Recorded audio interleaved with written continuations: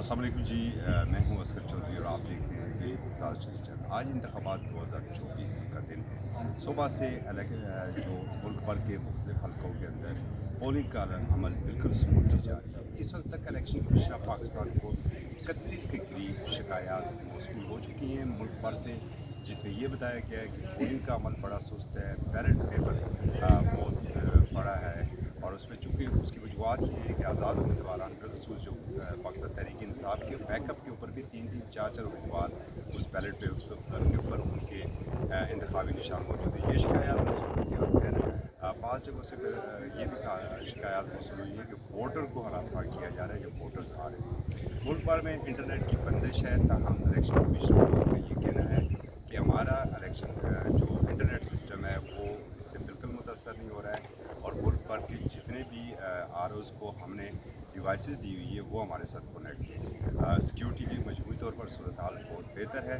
और जो election commission of Pakistan का जो ये मरकज़ी दफ्तर है, यहाँ पर भी ऑब्जर्वर यहाँ पर आए और उन्होंने उसके बाद मुख्तलिफ पोलिंग स्टेशन का दौरा किया। इलेक्शन कमीशन ऑफ पाकिस्तान के मेम्बरान ने मुख्तलिफ पोलिंग स्टेशन का दौरा किया। मरकज़ी कंट्रोल रूम यहाँ पर बनाया गया है, जहाँ से जैसे ही नताइज मौसूल होंगे उसके बाद यहाँ से नताइज जारी किए जाएंगे। अब तक कोई ऐसी बड़ा वाक़या रूनमा नहीं हुआ है। अलबत्ता जो इस्लामाबाद के तीनों हल्के हैं वहाँ पर वोटर्स का टर्नओवर निस्बतन बेहतर है।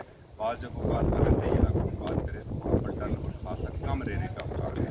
वो जो गहमा गहमी इलेक्शन का खासा होता था वो इस वक्त तक हमें इस्लामाबाद की सड़कों के ऊपर और पोलिंग के इर्द गिर्द नज़र नहीं आ रही है।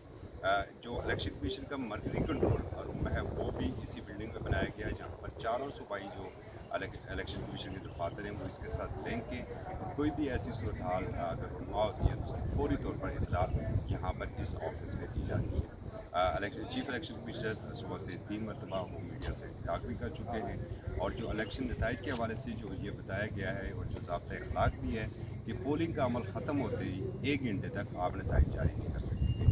अब तक के लिए इतना ही। मज़ीद कोई अपडेट आती है उससे आपको आगाह करेंगे। इजाज़त दीजिए। अल्लाह हाफ़िज़।